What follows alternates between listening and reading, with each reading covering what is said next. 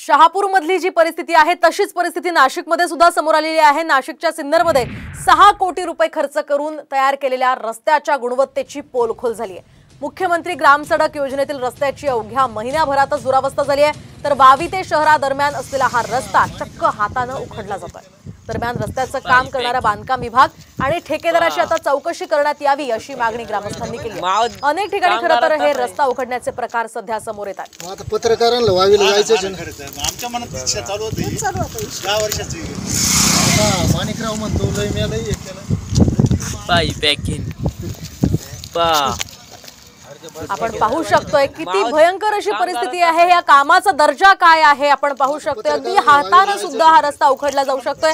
त्यामुळे पावसाळ्यामध्ये या रस्त्याची काय अवस्था होईल याचा अंदाज आपल्याला यातनं येऊ शकतोय। सध्या पावसाळा सुरू आहे, अनेक प्रकारे खड्ड्यांमध्ये पाणी साचत असतं, अपघात सुद्धा घडत असतात। तरी सुद्धा प्रशासनाचा या कामाचा दर्जा हा तसाच आहे। दरवर्षी नागरिकांनी उपाययोजनांसंदर्भातली मागणी करून सुद्धा प्रशासन मात्र काही जागं होत नाही आणि अशा प्रकारच्या घटना घडतच असतात। त्यामुळे या संदर्भात कारवाई होणं अत्यंत गरजेचं आहे।